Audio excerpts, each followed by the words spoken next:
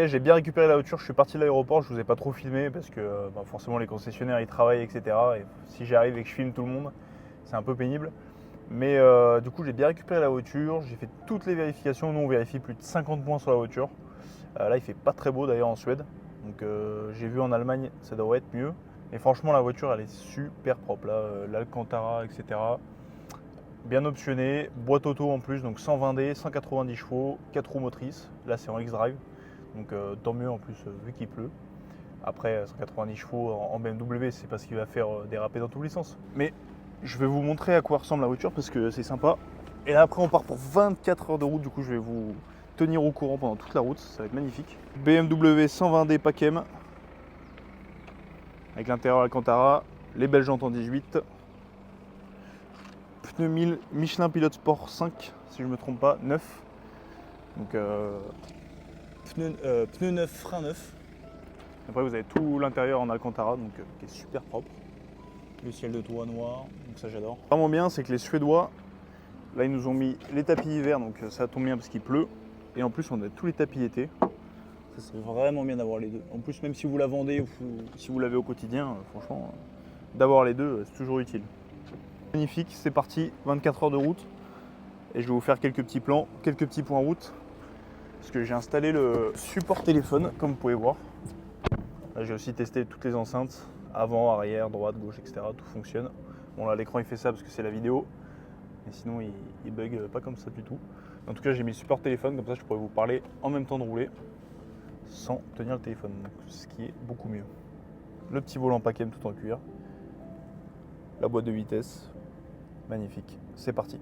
J'étais devant Platinum Car et là je vais vous mettre une petite photo, c'est une des plus grosses concessions de Suède. Je crois qu'ils ont 3 grosses plateformes, donc proche de, je crois, Göteborg, Stockholm, Örebro, quelque chose comme ça.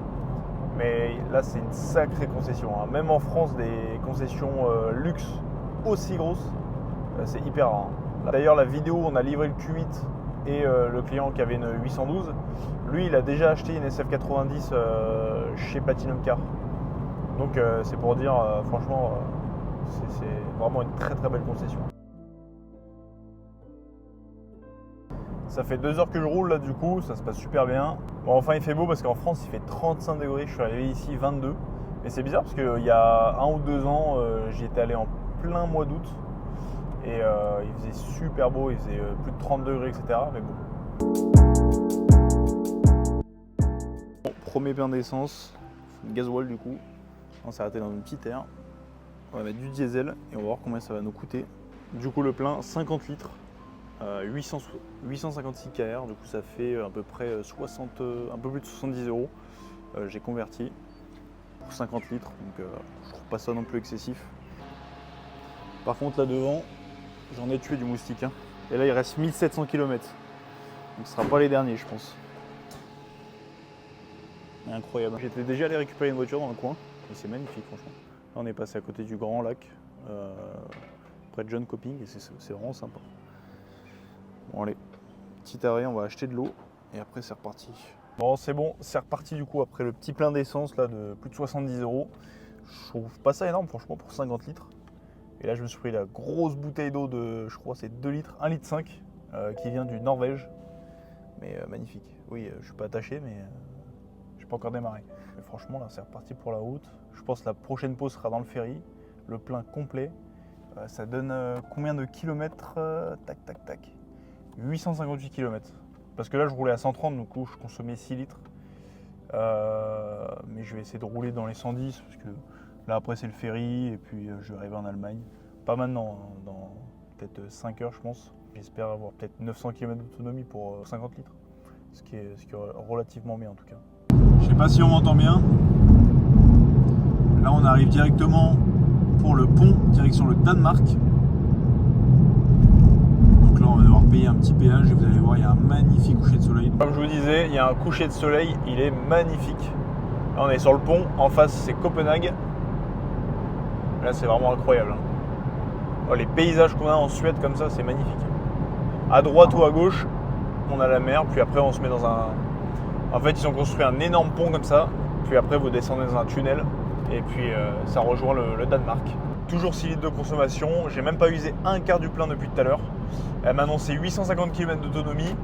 J'en avais fait 150 et au final j'avais encore 820 km d'autonomie. Donc je pense qu'il y a 1000 km. Il faut que je vérifie. Là il reste combien de kilomètres d'autonomie? Encore 700 km d'autonomie. Donc ouais, je pense qu'il y a bien 1000 km. On va voir ça au prochain plein d'essence de toute façon. Ça consomme rien. Hein.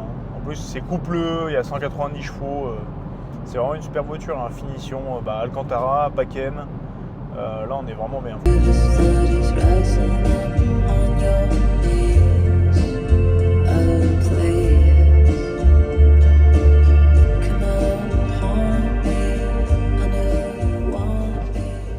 Vous pouvez voir, je suis bien au ferry. 140 €, ça augmente, et avant c'était plutôt 110, 100. Peut-être que la couronne danoise elle est beaucoup plus forte. On a la petite 120D, super jolie comme ça avec les jantes en 18. Et puis là, plus qu'à attendre le ferry. Petite pause, au moins on peut marcher un peu, aller aux toilettes, etc. On est un peu tranquille. Là il fait encore jour, il est presque 23 h. On a fait un peu plus de 800 km. Ce qui est bien, c'est que la voiture, en fait, bon, vu que là il fait beau, etc. Les voitures, elles sont vraiment pas salies au niveau intérieur. On s'assoit, on sort, c'est tout. On fait pas grand chose. Après, on fait des arrêts pour manger, mais pas dans la voiture. Donc, au moins, ça la salit pas. Par contre, l'état du pare-brise. Ah ouais, là, vraiment, c'est. Faut que je m'arrête à une station essence en Allemagne. Ouais, même l'avant. Là. Bon, là, vu que c'est blanc, les moustiques, on les voit mieux. Mais en tout cas, ouais, presque 1000 km. Il nous en reste 1300 encore. Le ferry est bien fini. Normalement, la règle d'or, c'est qu'on doit prendre saucisse frites dans le ferry. Bon là, j'avais déjà mangé avant, du coup, je ne l'ai pas pris. Mais je pense dans un autre vlog où je retourne en Suède, je vais vous montrer ça quand on traverse le ferry, du coup, Danemark vers l'Allemagne. Là, il reste 3h30 direction l'hôtel. Là, c'est un joli hôtel avec petit déjeuner, etc. Je le prends à chaque fois celui-ci. Sinon, j'essaie de descendre un peu plus bas dans l'Allemagne, mais bon. Là je peux pas, je vais arriver à 4h du matin à l'hôtel, ça sert à rien. Donc autant prendre celui-ci, comme ça j'arrive à 2h, je peux au moins dormir 6-7 heures. Je vais essayer de me réveiller à 8h30 parce que demain, comme je vous ai dit, je descends à Stuttgart. Et là je crois qu'on est à 4h, 5h de Stuttgart. J'aimerais bien y aller plutôt tôt, comme ça au moins on est en avance. Mais bon, retenez bien saucisse frites la prochaine fois, je le prendrai. J'essaierai de pas manger avant le ferry, comme ça au moins je vais vous montrer ça. Pour l'instant, j'ai fait 826 km à 5,9 litres de moyenne, donc c'est plutôt pas mal. Liquide lave-glace insuffisant, bon, faudrait que j'en remette avant la livraison. Mais en tout cas, ouais, ça consomme pas énorme, hein, franchement. Je suis même pas à la moitié du plein pour vous dire. Et on a fait un peu plus de 400 km. Donc j'aimerais bien que le plein fasse 1000 km, ça serait vraiment bien. On va essayer, on va voir ça va être le défi là.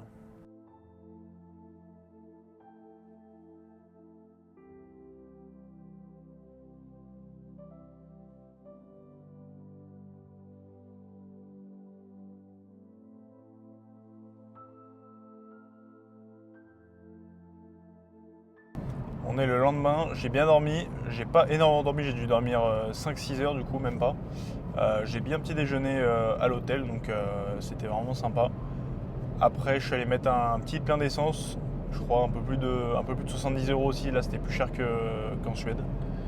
Là j'en suis à presque 1700 km et arrivée prévue 21 h. Donc là il reste 6 heures de route à peu près.